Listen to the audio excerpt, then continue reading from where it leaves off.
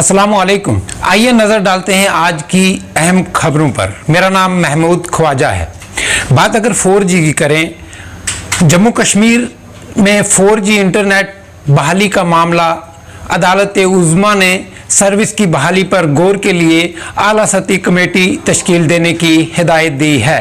वबाई बीमारी के फैलाव के चलते लॉकडाउन के बीच जम्मू कश्मीर में 4G इंटरनेट खिदमात बहाली करने की अपील अदालत उज़्मा ने मरकजी सेक्रेटरी की क़यादत में आला अफसरों की कमेटी तश्कील करने का हुक्म दिया, जो जम्मू कश्मीर में 4G इंटरनेट सर्विसेज की बहाली से मुतल्लक अर्ज़दाश्तों पर गौर करेगी।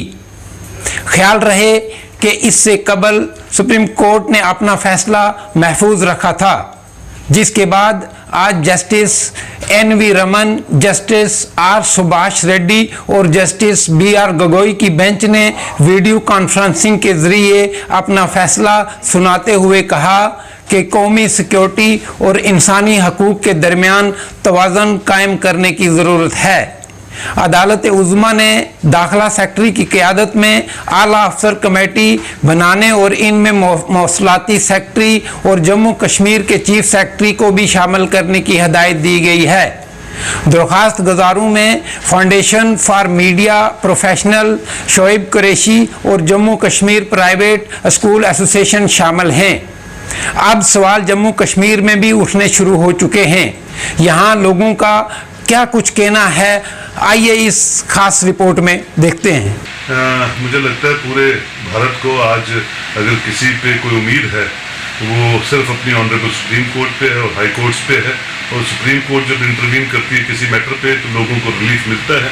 ये आम इंसान के साथ जुड़ा हुआ मसला है, एक बच्चे से लेकर बुजुर्ग तक, और ख़ासकर ऐसी यूटी टेरिटरी जब से हम बने हैं, एक तो हमारे यहाँ क्रॉस बॉर्डर टेररिज्म बढ़ गया है, गवर्नेंस आपके सामने है कैसी है, ऊपर से कोविड-19 आ गया।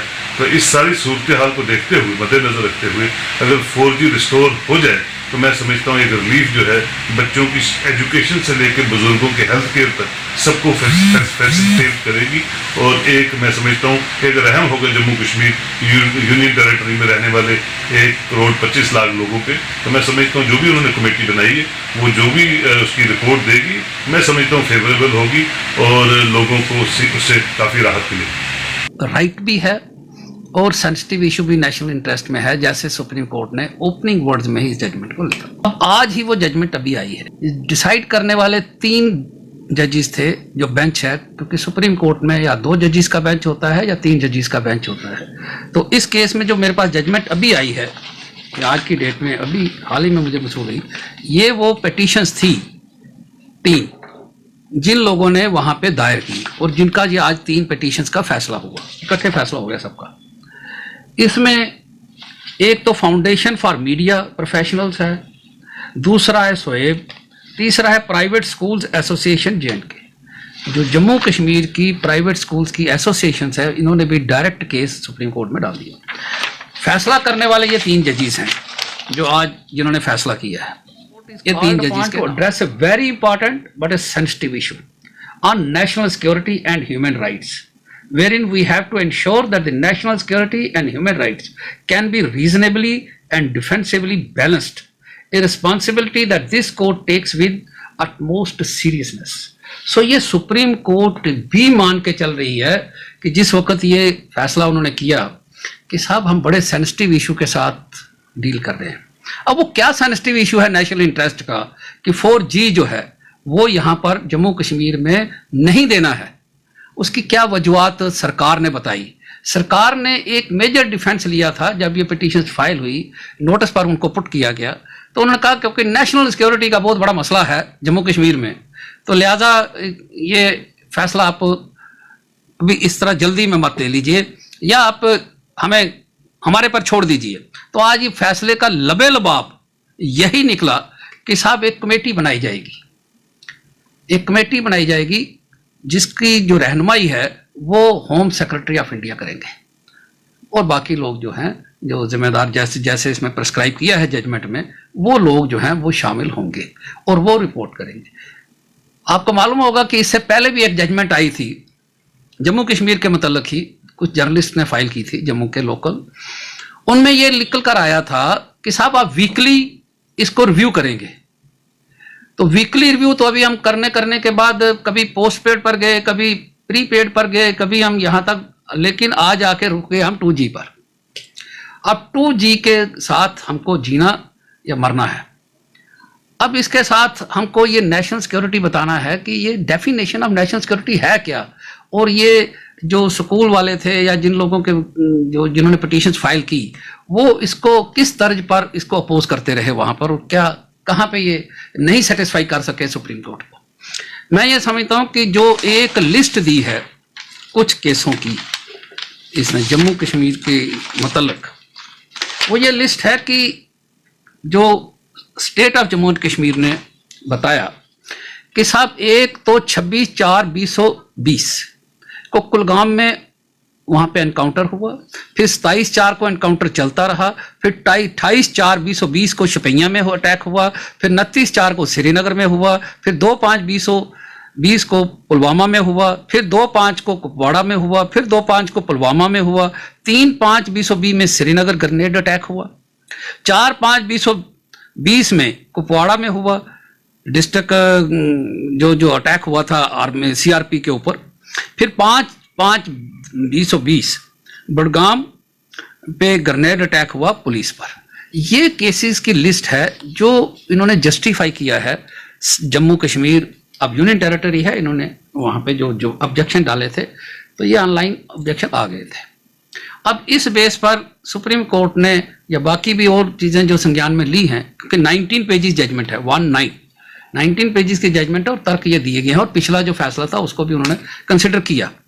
अब सवाल ये है कि ये जो नेशनल इंटरेस्ट है इसके लिए उन्होंने एक चीज को और भी जिम्मेदार ठहराया है, इसी के अंदर लिखा है जो जवाब सरकार ने दिया है, तो उसकी भी नालायकी जो है वो लोगों पर डाली जा रही है। वो क्या है कि यहाँ पे जी ये सोशल मीडिया है या दूसरा मीडिया है, ये ऐसे रिकॉर्डिंग्स हो रही हैं आजकल की पता ही नहीं चलता है जी। जैसे 3-4 केस इन्होंने जर्नलिस्टों पर श्रीनगर रजिस्टर कर दिए, फोटो जर्नलिस्ट पे कर दिया, उनको कहा जी कि ये अनलॉफुल एक्टिविटीज में इन्वॉल्व हैं, और फोटो डालने से अनलॉफुल एक्टिविटीज में इन्वॉल्व हैं। तो ये आपको कहीं रूल रेगुलेशंस बनाने चाहिए कि क्या रूल रेगुलेशंस हैं। तो ये तो सरकार की कहीं ना कहीं गफलत या कहीं ना कहीं ये इग्नोर करने वाली बात होती है, क्योंकि प्रेस पब्लिकेशन एक्ट है एक। प्रेस पब्लिकेशन पहले जम्मू कश्मीर में अलग एक्ट था, तभी अखबार लगती थी, तभी आप प्रिंटिंग मटेरियल निकाल सकते थे, और नीचे लिखा जाता है कि साहब ये print and published by which press, who is the owner of it, who is authorised for it. उसके लिए पूरा एक NOC सब डिपार्टमेंट से लेना होता है, तब जाके ये एक प्रेस खड़ी होती है। इसी तरह से इसके बाद जब डेवलपमेंट हो गई कि साहब जो दूरदर्शन आ गया, इससे पहले वो रेडियो आया था, तो रेडियो के लिए क्या एयर परमिशन नहीं लेनी पड़ती थी। इसके बाद FM आए, ये भी परमिशन लेनी पड़ती है। तो जब ये सब चीज़ों के लिए रूल रेगुलेशंस बने हैं, फिर ये चैनल्स, ये जो टेक वन दूसरे चैनल्स हैं, केबल्स आ गई, तो इसके लिए परमिशंस है ना, किस चीज़ के लिए आपने परमिशन दी है वो आप चेक करिए, कितनी परमिशन है ये तो सरकारों को देखना है। लेकिन रेगुलेट करना जो सिस्टम है ये सरकार का काम होता है।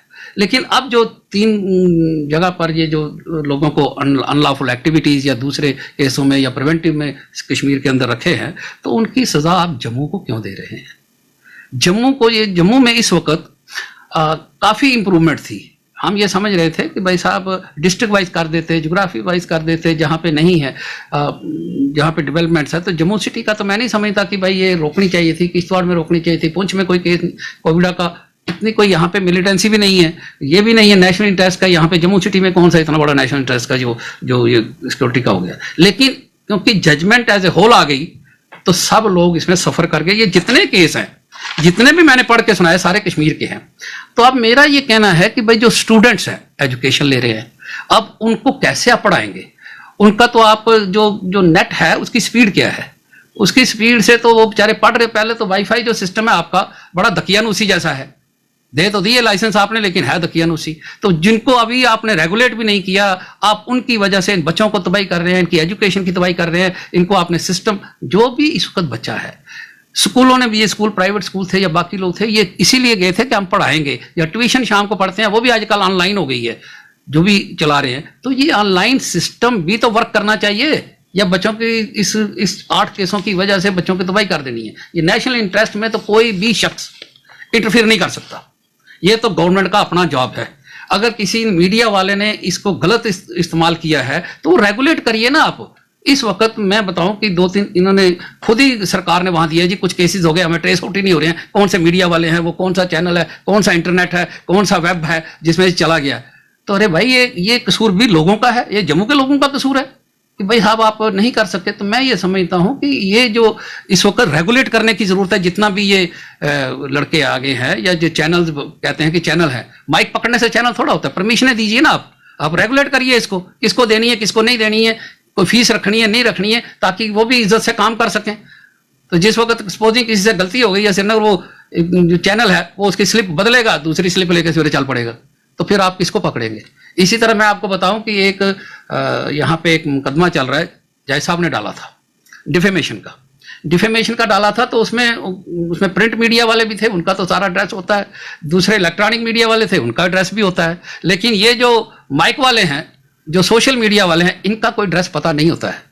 ये मशरूम ग्रोथ हो गई है। तो इसको रेगुलेट करने की जरूरत है, ताकि ये जो चीजें आज आप सुप्रीम कोर्ट में कह रहे हैं साहब हमें पता नहीं चलता है, तो पता चल जाएगा ना जब आप पूरी रजिस्ट्रेशन करेंगे, आप लाइसेंस इशू करेंगे, आप उनको कार्ड इशू करेंगे, आप उनको पास इशू करेंगे, जो सब कुछ आप रेगुलेट करिए ना। ये जो एक्ट है इसमें आप अमेंडमेंट करिए, 1 दिन लगता है, क्या देना है, रजिस्ट्रेशन करिए प्रॉपर तरीके से, आपको 1 मिनट में पता लग जाएगा। लेकिन उनकी गलती या किसी की और गलती की वजह से आप एजुकेशन सिस्टम को तबाह कर रहे हो।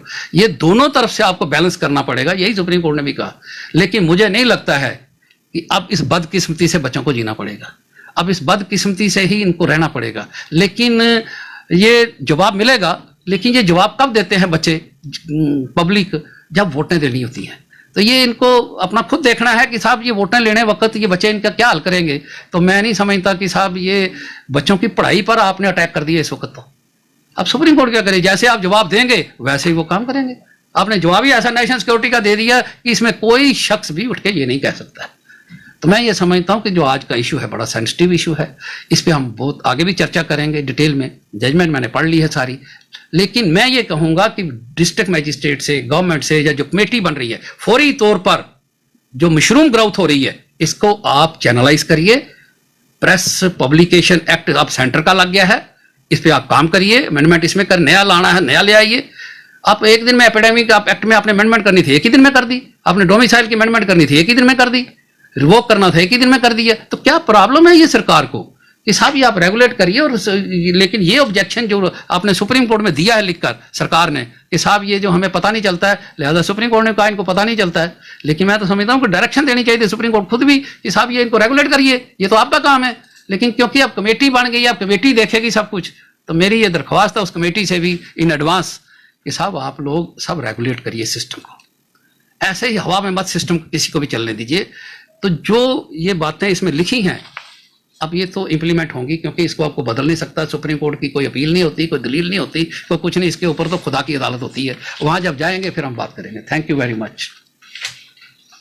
तारीख पे तारीख, तारीख पे तारीख, तारीख पे तारीख, जम्मू कश्मीर की आवाम ने ये सुना तो था, लेकिन यहाँ पे अब हमें प्रैक्टिकली इम्प्लीमेंट हो रहा है, ये भी दिख रहा है।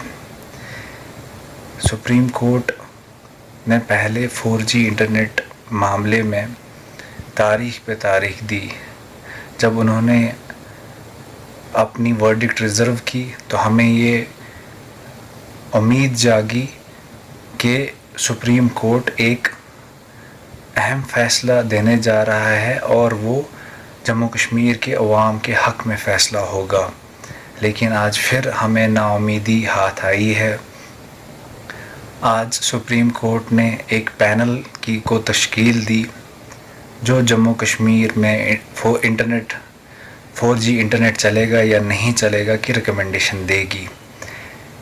ये जो पैनल्स हैं ये 5 अगस्त 2019 के बाद हमें आदत हो चुकी है। यहाँ पे कमेटीज़ के ऊपर कमेटीज़, कमीशंस के ऊपर कमीशंस बनती जाती है, लेकिन फ़ैसले नहीं आते। जैसे कि SRO 202 यहाँ पे एक मामला है, काफ़ी बरसों से मामला है, लेकिन इसका अभी तक फ़ैसला नहीं आया है, सिर्फ कमेटियाँ पे कमेटियाँ बनती आई हैं।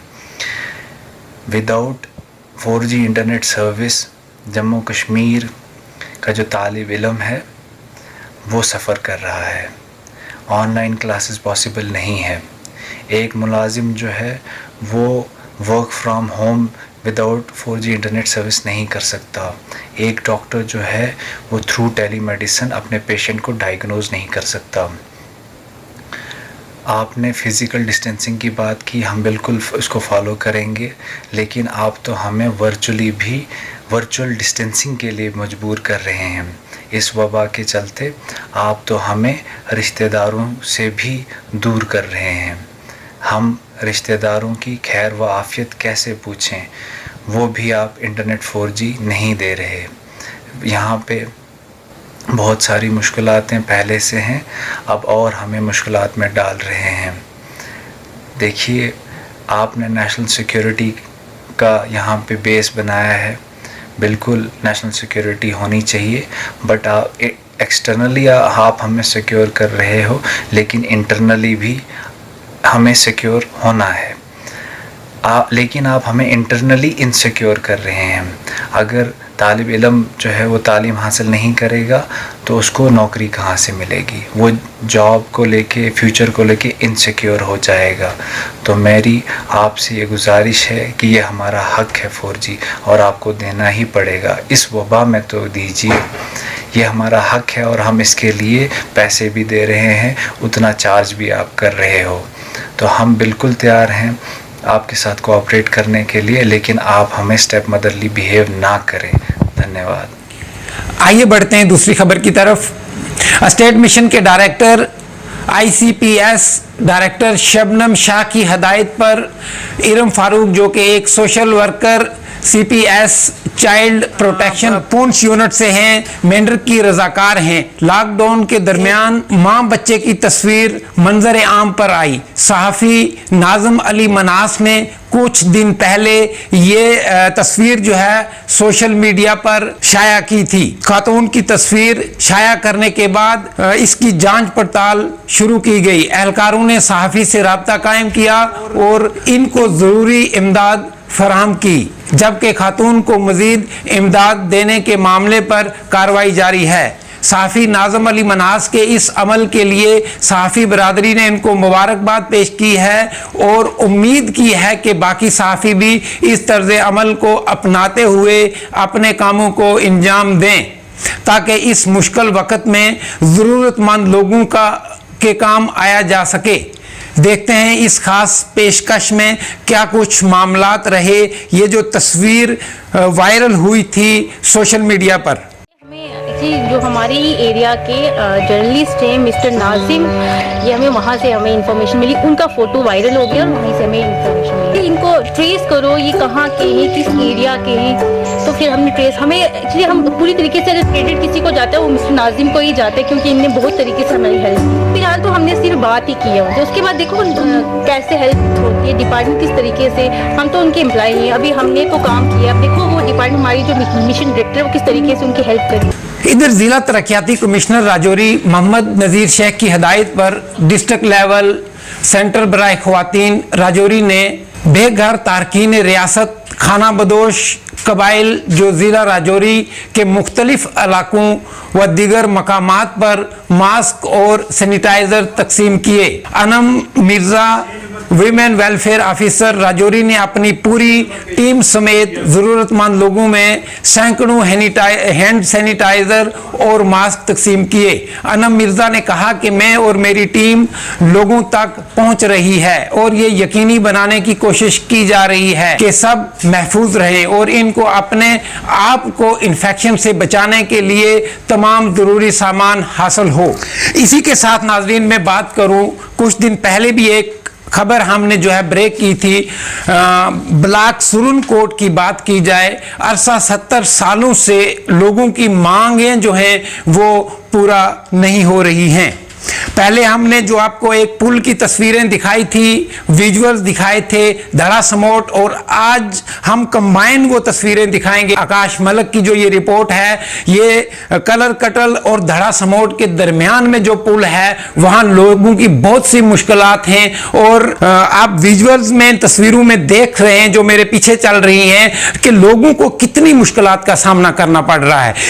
ये जो लकड़ी का पुल जो बनाया हुआ है, देसी जबान में इसको सीम कहते हैं, जिससे ये लोग गुजर रहे हैं। कभी भी कोई भी इंसान यहां हादसे का शिकार हो सकता है। जो सुरन कोर्ट की एडमिनिस्ट्रेशन है, उसकी अदम दस्तयाबी की वजह से कोई भी जान जा सकती है। यहां बहुत बड़ा सवाल खड़ा होता है सुरन कोर्ट के साबका लेजिस्लेटर्स जो हैं उन पे भी, और इंतजामिया, पुंछ की इंतजामिया पर भी। लोगों की बार बार गुहार लगाने के बाद भी इनकी आवाज जो है वो हुकाम तक नहीं पहुंच रही। आइए देखते हैं सुरन कोर्ट से सहाफी आकाश मलिक की ये खास रिपोर्ट है। मैं इसी गांव के वार्ड नंबर 7 से पेंच हूँ, लिहाजा यहाँ पे एक पुल जो 2009 में फ्लड की वजह से बह गया था, उसके बाद इसका टंडल नया सिरे से लगाया गया। और जो यहाँ आप खड़े हैं, इसके सामने एक उस पार और एक इस पार 2 पावे बने हुए हैं। उसके बाद गवर्नमेंट ने नए सिरे से इसके ऊपर लॉन्चिंग के लिए एक टंडल लगाया था। उस टंडल में खुदा जाने किस वजह से ठेकेदार ने काम नहीं किया। और ये सामने जो एक छोटी सी पुली लकड़ी की बनाई हुई है, ये हमारे गांव के लोगों ने चंदा करके 10-10, 5-5 रुपये करके एक दरख्त काट के यहाँ लगाई। लिहाजा इस पुली में जब मौसम ठीक होता है तो लोग यहाँ से गुज़रते हैं, जब थोड़ी ही बारिश होती है और इस पुली से गुज़रना नामुमकिन। लिहाजा हमारी सरकार से अब यही अपील है कि आप एक इंक्वायरी बैठा के इस पर गौर व खोज करें कि किस वजह से ये पुल 2009 से 2015 से 2020 तक पेंडिंग पड़ा है। आज की खबरों का शुमारा यहीं पे इख्तिताम पजीर होता है। इसके साथ ही मुझे और मेरी पूरी टीम को दीजिए इजाजत। अपना ख्याल रखिएगा। खुदा हाफिज।